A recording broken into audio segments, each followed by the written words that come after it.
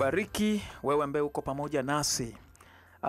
Sasa nimeshaongea kwamba silaha hatari 3 zilizo kwa mwanamke ni zipi, ambazo nimesema ya kwanza ni sauti ya mwanamke. Mabadiliko anayokubadilishia sauti mbalimbali mwanamke, chunga anayoyaongea. Yanaweza kuwa na uharibifu ambao unaweza kushangaa ikawaje. Mwanamke anaweza kukushauri kitu ukajikuta umekubali na kuangamia, lakini kwa sababu tu ya namna sauti aliyoamua kuiswitch. Nimesema mwanamke ana sauti 7. Kuna sauti ya mahaba mzee. Kuna sauti ya ushawishi. Kuna sauti ya uchonganishi. Kuna sauti anayoweza kukuchonganisha na familia yenu na ukawaona wote ni wachawi, ukaona wote hawafai. Ni aina ya sauti ameamua kuitumia. Lakini kitu cha pili, mbali na sauti ya mwanamke, silaha hatari nyingine nimesema hapo ni mwili wa mwanamke.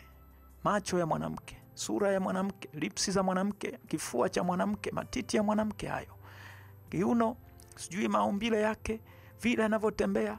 Maumbile ya mwanamke ni silaha anayoweza kukuletea uharibifu. Unaweza kutelekeza watoto, unaweza kutelekeza mke, unaweza kuacha, unaweza kubadili mwelekeo, unaweza kuahirisha safari, unaweza kusababisha ajali kwa sababu ya mwili wa mwanamke. Mbali zaidi, unaweza kuharibu kusudi la Mungu ndani yako kwa ajili ya wanawake. Na kitu cha 3 ambacho ni silaha mbaya kwa mwanamke ambayo anayo ni upendo, mapenzi. Mwanamke anaweza kukuoneshea mapenzi ukaona dunia hii mpo wawili tu, kumbe ndani yake ana uharibifu. Kumbe ana shamba la uharibifu anayotaka kulifanya ndani yako, unaweza ukalia.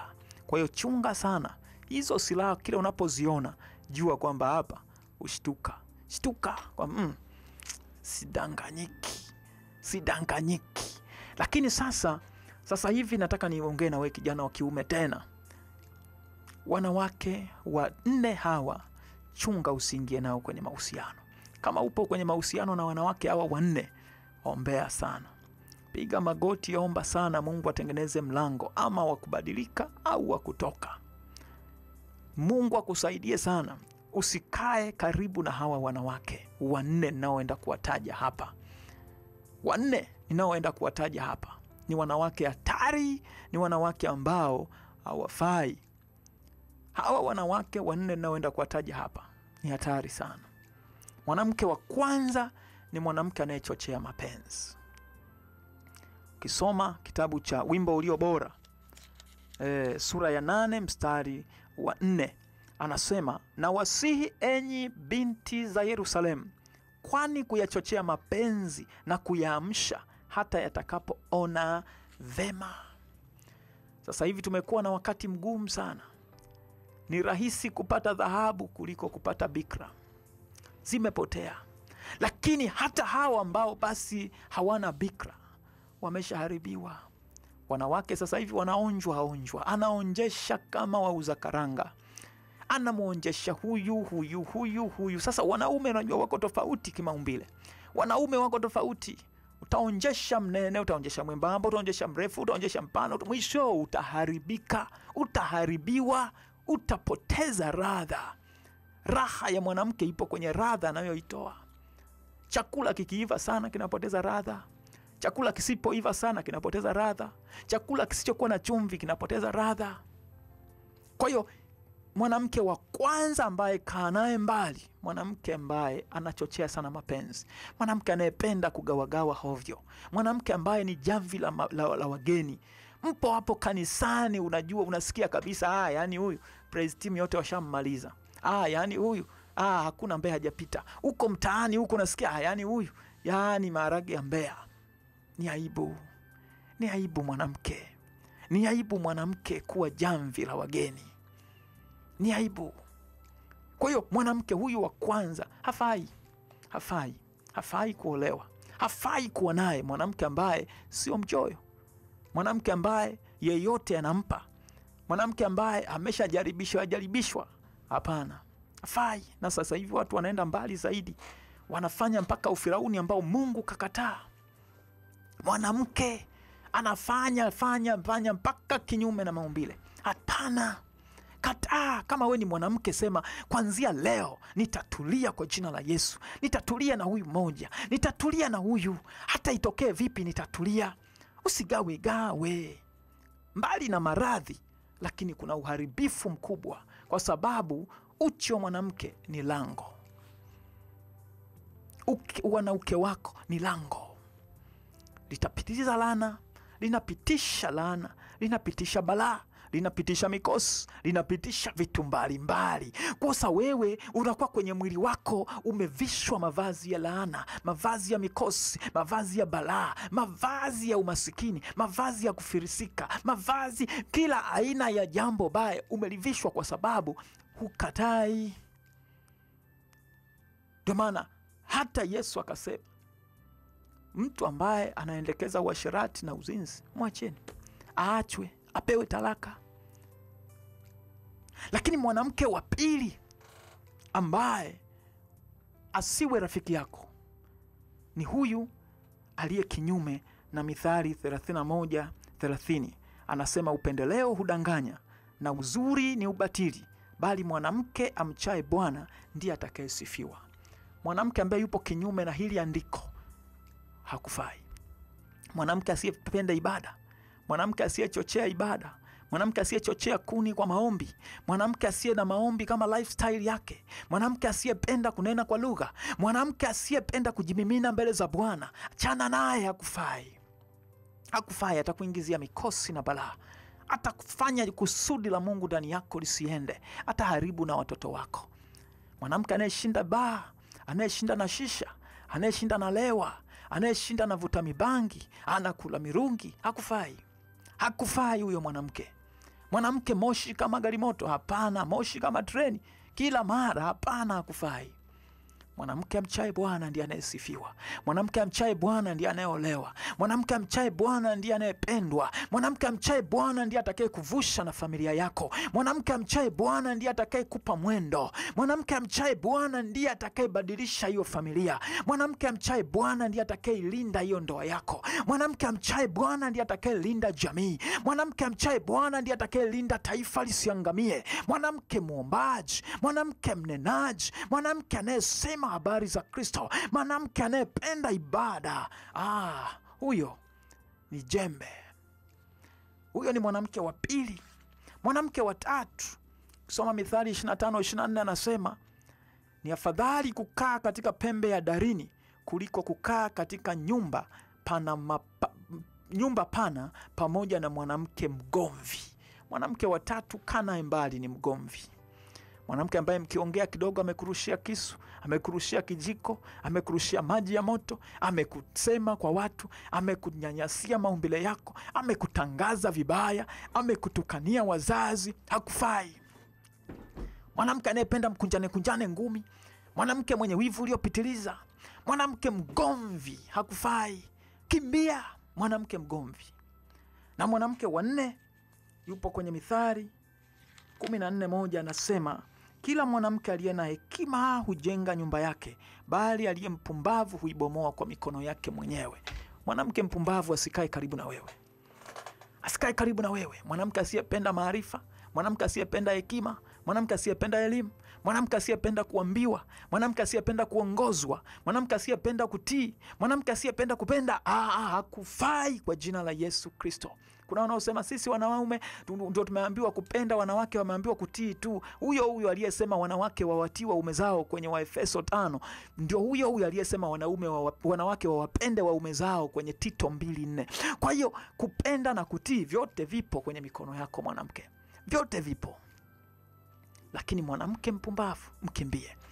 Kwa hiyo nirejelee hapa kusema, nimesema silaha 3 hatarishi ambazo zipo kwa mwanamke, na nimesema wanawake 4 hatari ambao ukae nao mbali. Nimesema mwanamke wa kwanza hatari ni mwanamke anayechochea mapenzi, mwanamke jamvi la wageni, mwanamke gawagawa, mwanamke asiyechagua, mwanamke asiyejiheshimu, Mwanamke asiyejua huyu ni shemeji, huyu ni baba, huyu ni baba mkwe, huyu ni kaka, huyu ni cousin, yeye anaenda tu anapelekewa moto. Hapana, huyo mwanamke hakufai kwa jina la Yesu Kristo. Usije ukaoa mwanamke wa hivyo. Mwanamke kila siku unamfumania, unasema Bwana atamtengeneza mbele. Wewe kama huwezi kumtengeneza, Bwana hata ingilia hiyo kesi yako. Utakaa na hilo garasa lako milele mpaka ulie. Kwa hiyo mwanamke anayechochea mapenzi hakufai. Mwanamke wa pili tumesoma hapo, mwanamke ambaye hamchi Mungu, mwanamke ambaye hapendi ibada, mwanamke ambaye hapendi stara, mwanamke ambaye hana heshima na Mungu hakufai. Mwanamke asiye muombaji hakufai. Mwanamke wa tatu ni mwanamke mgomvi. Biblia imesema hapa kwenye Mithali 25:24, bora ukae juu ya dari peke yako, bora wewe uwe single kuliko kuwa na mwanamke mgomvi. Ndio maana ya hilo andiko. Bora ubaki single kuliko kuwa na mwanamke mgomvi. Mwanamke ambaye kidogo tu maneno pere, kidogo tu pere, kidogo tu mmekunjana ngumi, hakufai kijana. Ni heri usikie. Lakini wanne, mwanamke mpumbavu. Mwanamke asiyependa kuambiwa ukweli, mwanamke asiyeonyeka, mwanamke asiyetii, mwanamke asiye na heshima, mwanamke asiye na adabu, mwanamke asiyependa kuelekezwa hakufai. Sasa ukichukua zile silaha zao tatu ambazo ni sauti, mwili wake na mapenzi, na ukachukua na hizi mbinu nne, yani wanawake wanne wa kuwakimbia, maana yake utakuwa umeshasogea sana. Hayo yatakuwa ni mambo 7 yatakayo kusogeza sana wewe kijana wa kiume na wewe mwanaume. Lakini nimalize kwa kusema, mwanaume wewe haujapona. Sijui ukasema leo angalau walikuwa wanahubiriwa wanawake, haujapona. Narudi sasa hivi niongee na wewe mwanaume. Narudi sasa hivi niongee na wewe mwanaume. Niwaambie wanawake kwamba kimbia hawa wanaume watatu. Kuna wanaume watatu wanawake muwakimbie, na kuja kuwatajia sasa hivi. Nimewasema sana wanawake, wasije wakaacha kuhudhuria ibada zangu wakasema huyu mchungaji katusema, lakini naamini sijawasema kwa mabaya. Naamini ni Roho wa Mungu alikuwa anatuma ujumbe kwako mwanamke, kwako binti. Utengenezwe, uwe binti Sayuni, utengenezwe. Usiwe mwanamke mpumbavu, usiwe mwanamke mgomvi, usiwe mwanamke ambaye upendi ibada, na usiwe mwanamke ambaye unapenda mapenzi, unaendekeza mapenzi. Sasa nije kwa wanaume. Wanaume hawa watatu hawafai kuwa waume zako. Yani wewe mwanamke ambaye unasema hivi, nitapataje mwanamume wa kuoa, mwanaume wa kuwa naye? Wanaume wa kuwa naye, mwanaume wa kuwa naye wa kwanza ni mwanaume mwenye maono. Mwanaume mwenye maono, mwenye maono. Anasema kwenye Mithali, taifa lisilo na maono litaangamia. Hata mwanaume asiye na maono, familia yake itaangamia. Asipokuwa na maono, hawezi kujimudu maisha yake, hawezi kukumudu wewe, hawezi kumudu familia yake. Hapa sizungumzii mwenye hela, nasema mwenye maono. A man with vision. It is better you abide with a man with vision than a man with television, because one day you will watch the man in vision using your television. Yani ni bora uambatane na mwanaume mwenye maono kuliko na mwanaume mwenye vitu, mwenye mali, mwenye TV. Hujua atalikopewa, hujua atalikozichukua. Kwa sababu kuna siku huyu mwenye maono unaweza ukamuona kwenye TV yenu ukiwa nyumbani na huyo mwenye asiye na maono. Leo anaweza kawa hana kitu, leo anaweza kuwa hana kitu, lakini ana maono kichwani. Wanawake mnapokaa, sijui amenialika dinner date, amenialika sijui tukaangalie sinema, unapokaa maswali yako usiulize unavaa shati gani, uliza una mipango gani, wewe unataka kuwa nani. Kuna mwanaume leo hana shilingi 10 mfukoni, lakini ni bilionea.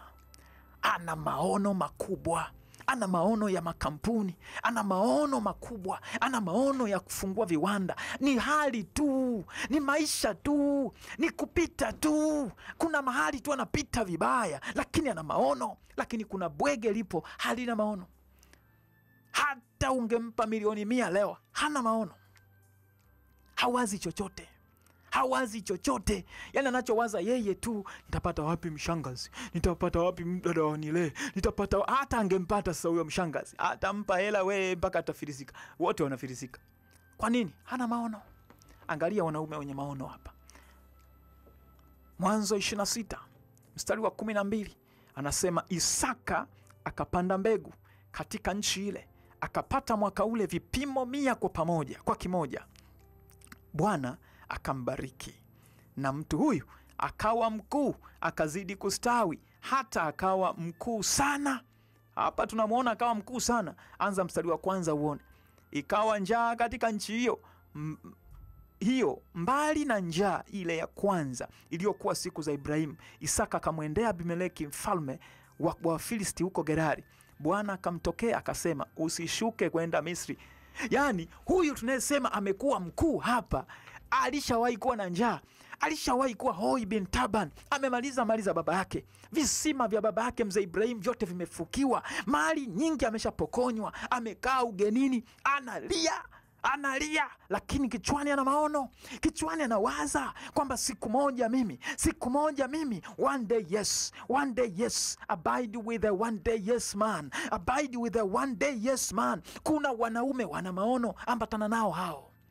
Sio unakaa tu, mimi nataka mwenye gari, ujue amelipata na nani, nataka mwenye nyumba, amelipata na nani, amejenga na nani hiyo nyumba. Itakusumbua. Kuna wengine wamejenga hivyo kwa mkopo wa kafara, na wewe unaweza kuwa ndio kafara yake. Mwaka wa kwanza tu umezaa mtoto, damu inatoka, wewe na mtoto wako mmekufa, kumbe ndiye alikuwa analipa kafara. Penda kuambatana na mtu ambaye mnaanza pamoja, unajua nyendo zake, lakini kichwani zimo, ana akili, ana maono. Mwanaume wa kwanza wa kuambatana naye ni yule mwenye maono. Mwanaume wa pili ni yule anayempenda Mungu. Usiambatane na mwanaume ambaye hapendi Mungu. Usiambatane. Ninaposema kumpenda Mungu, maana yake yupo tayari kushika kusudi la Mungu, yupo tayari kutembea na Mungu, yupo tayari kushika maagizo ya Mungu. Kwenye Yohana 21 mstari wa 15 anasema, basi walipokwisha kula, Yesu akamwambia Simoni Petro, je, Simoni wa Yohana, wewe wanipenda? Petro akajibu, ndio nakupenda. Ambatana na mwanaume anayempenda Mungu. Ambatana na mwanaume anayempenda Mungu. Ambatana na mwanaume anayempenda Mungu.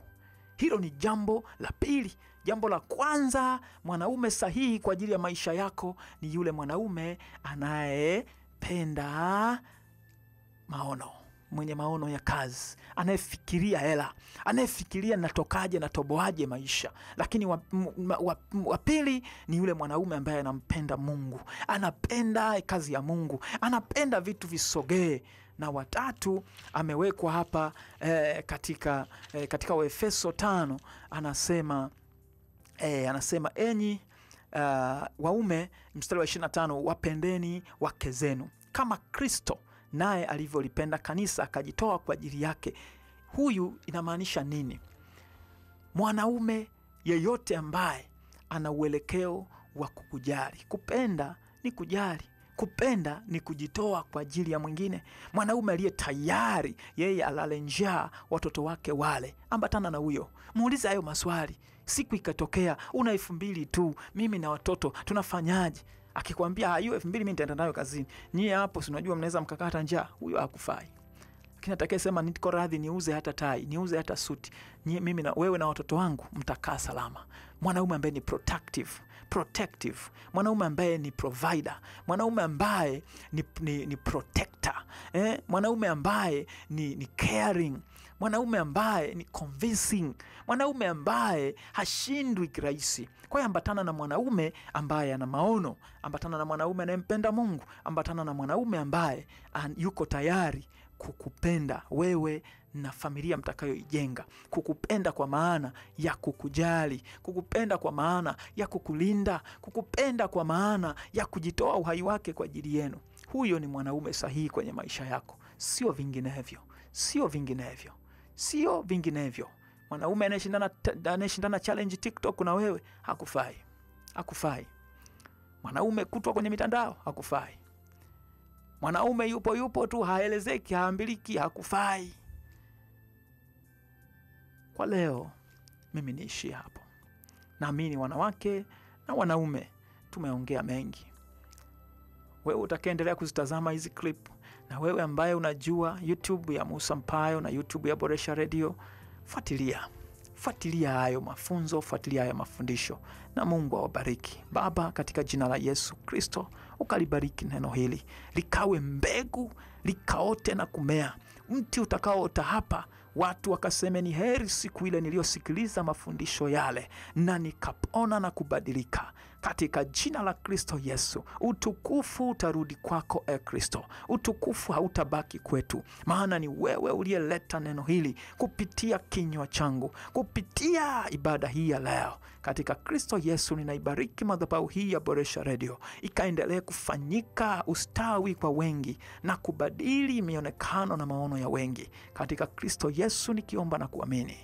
Amen. Shalom, shalom.